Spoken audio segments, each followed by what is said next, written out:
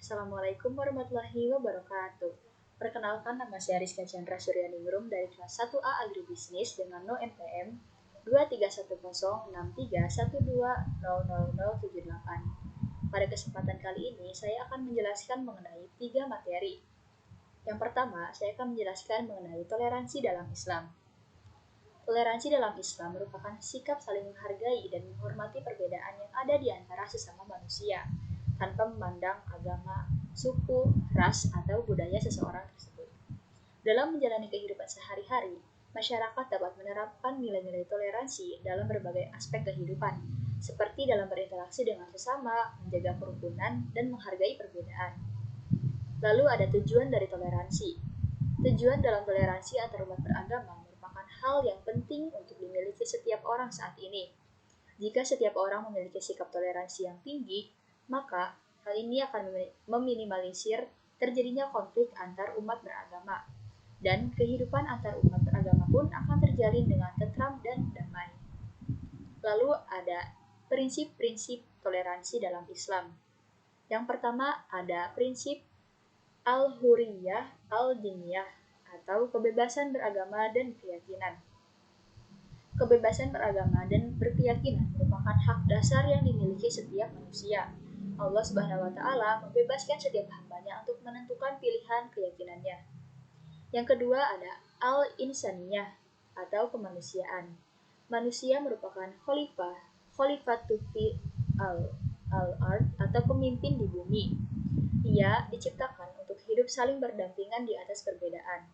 Nabi Muhammad SAW datang dengan risalah Islam yang rahmatan lil alamin atau rahmat bagi seluruh alam.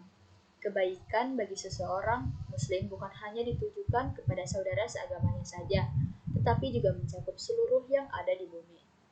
Lalu yang ketiga ada al-wasatiyah atau moderatisme. Secara bahasa, kata wasatiyah berasal dari yang artinya kata tengah.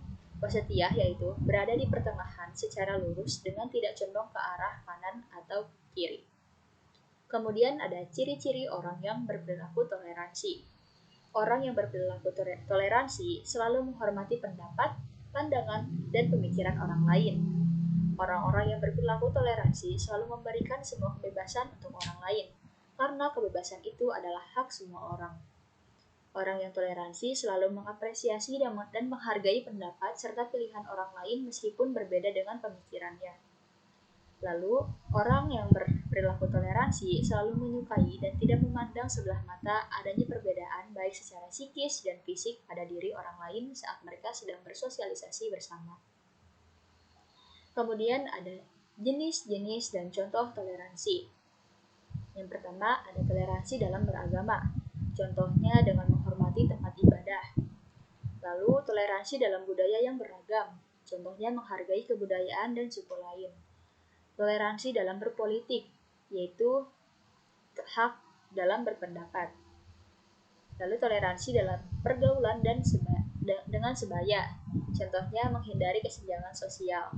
Dan yang terakhir ada toleransi dalam lingkungan sekolah. Contohnya menaati peraturan dan tata tertib di sekolah. Kemudian yang terakhir ada manfaat dari toleransi dalam Islam.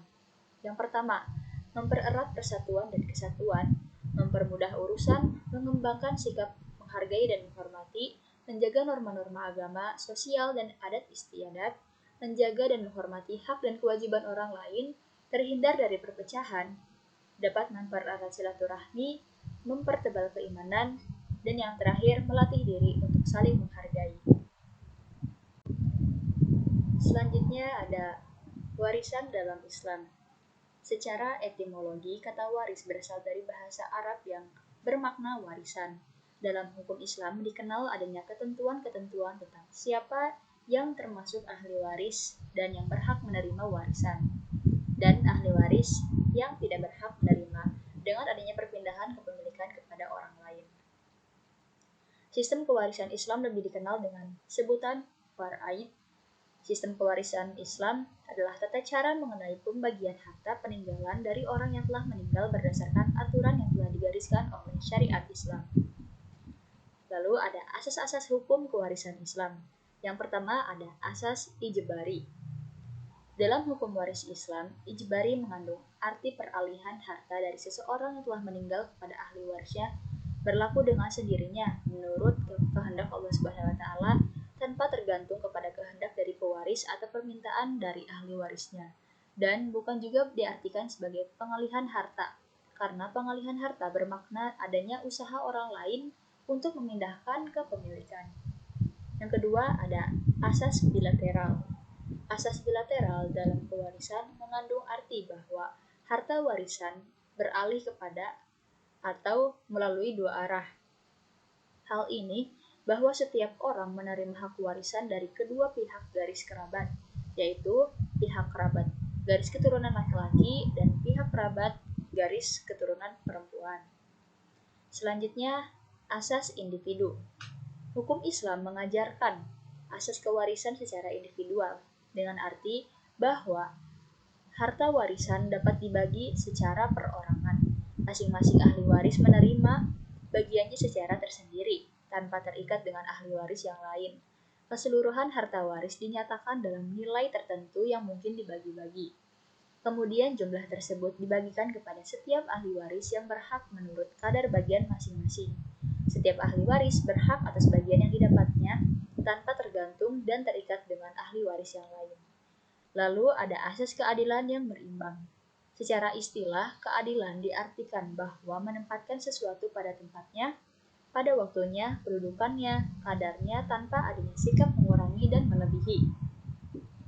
Keadilan dalam hukum Islam digantungkan pada keadilan yang telah ditentukan oleh Allah Subhanahu wa taala, karena tidak mungkin manusia mengetahui keadilan itu secara benar dan tepat. Dalam hukum Islam, keimanan mendahului pengertian, karena telah ditetapkan bahwa segala yang ditetapkan Allah Subhanahu wa taala pasti adil. Sehingga adil dalam perkara waris adalah menjalankan perintah Allah dalam perkara. Kemudian ada asas semata akibat kematian. Hukum Islam menetapkan bahwa peralihan harta seseorang kepada orang lain dengan menggunakan istilah pewarisan hanya berlaku setelah yang mempunyai harta meninggal dunia. Asas ini berarti bahwa harta seseorang tidak dapat beralih kepada orang lain dengan nama waris selama yang mempunyai harta tersebut masih hidup. Juga berarti bahwa segala bentuk peralihan harta seseorang yang masih hidup, baik secara langsung maupun terlaksana setelah mati, tidak termasuk ke dalam istilah waris menurut hukum Islam. Dengan demikian, hukum waris dalam Islam hanya mengenal satu bentuk waris, yaitu waris akibat kematian semata.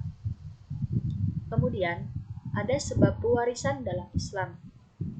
Menurut jumhur ulama bahwa sebab-sebab seseorang mewarisi harta seseorang yang meninggal dunia itu ada 3 macam, yaitu kekerabatan, pernikahan, dan wala. Yang pertama, kekerabatan. Kekerabatan ialah hubungan nasab antara orang yang mewariskan dengan orang yang mewarisi yang disebabkan oleh kelahiran. Pertalian hubungan darah ini merupakan sebab seseorang memperoleh hak mewarisi yang kuat, dikarenakan kekerabatan itu termasuk unsur yang tidak dapat dihilangkan. Yang kedua ada pernikahan. Pernikahan yang sah menurut hukum Islam merupakan suatu ikatan yang sentosa untuk mempertemukan seorang laki-laki dengan wanita. Selama ikatan pernikahan itu masih abadi, apabila di antara keduanya ada yang meninggal dunia pada waktu perkawinannya masih utuh atau dianggap utuh. Kemudian ada wala. Wala adalah kekerabatan menurut hukum yang disebabkan karena membebaskan budak. Apabila seorang pemilik budak telah membebaskan budaknya, berarti ia telah merubah status hukum orang yang semula tidak termasuk memiliki kepada memiliki dan mengelola harta bendanya sendiri. Sebagaimana disabdakan Nabi Muhammad SAW, sesungguhnya hak wala itu bagi orang yang memerdekakan. Hadis riwayat Al-Hakim. Kemudian ada hal-hal yang menghalangi waris. Faktor-faktor yang dapat menghalangi waris adalah tindakan atau hal yang dapat menggugurkan hak seseorang atau hak ahli waris tersebut untuk mendapatkan warisan beserta adanya sebab-sebab dan syarat-syarat mewarisi. Hal-hal yang dapat menghalangi waris dalam Islam yang disepakati para fuqaha ada 3 macam, yaitu perbudakan, perbedaan agama, dan pembunuhan. Yang pertama ada budak. Status budak tidak bisa mewarisi dan tidak juga menjadi ahli waris karena statusnya masih milik tuannya secara mutlak. Sebagaimana firman Allah dalam surat An-Nisa, yaitu Allah telah membuat perumpamaan seseorang budak yang tidak dapat bertindak apa-apa. Kemudian, pembunuhan. Jumhur fuqaha telah berpendapat bahwa pembunuhan dapat menghalangi seseorang menjadi ahli waris. Begitu juga penganiayaan yang mengakibatkan terbunuhnya seseorang. Dasar hukum yang menghalangi terhadap si pembunuh, barang siapa membunuh korban maka ia tidak dapat mewarisinya, walaupun tidak punya ahli waris selain dirinya, baik korban itu bapaknya atau anaknya, maka bagi pembunuh tidak berhak mewarisinya. Hadis riwayat Ahmad. Yang ketiga, karena perbedaan agama.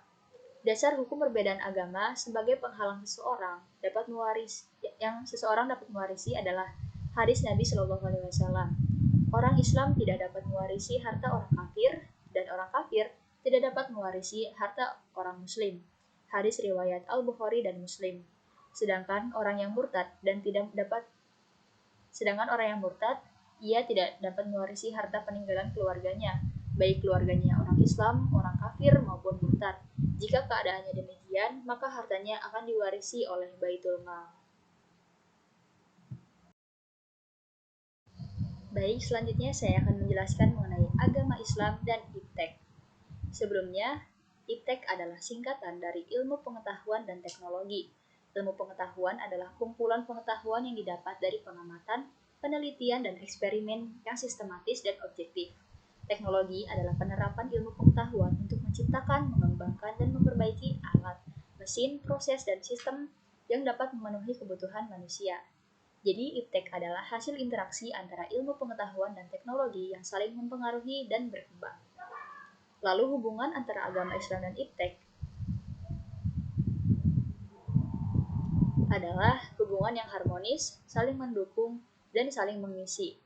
Islam mendorong umatnya untuk belajar, meneliti, dan mengembangkan IPTEK sebagai sarana untuk mencapai kebahagiaan dan kesejahteraan di dunia dan akhirat. IPTEK dalam Islam dilihat sebagai anugerah amanah dan tanggung jawab yang harus digunakan untuk tujuan yang baik, bermanfaat, dan tentunya halal. Lalu ada peran dan manfaat IPTEK dalam penyebaran Islam. IPTEK ini memiliki peran dan manfaat yang sangat besar dalam penyebaran agama Islam. Yang pertama, IPTEK dapat membantu umat Islam dalam mempelajari, memahami, dan mengamalkan Al-Quran dan hadis, misalnya dengan menggunakan aplikasi, software, dan website yang menyediakan terjemahan, tafsir, dan kajian Al-Quran dan hadis. Lalu, IPTEK dapat meningkatkan kesejahteraan sosial dan ekonomi umat Islam, misalnya dengan menggunakan teknologi pertanian, industri, kesehatan, dan komunikasi yang dapat meningkatkan produktivitas, kualitas, dan efisiensi kerja, serta mempermudah akses dan distribusi informasi, barang, dan jasa.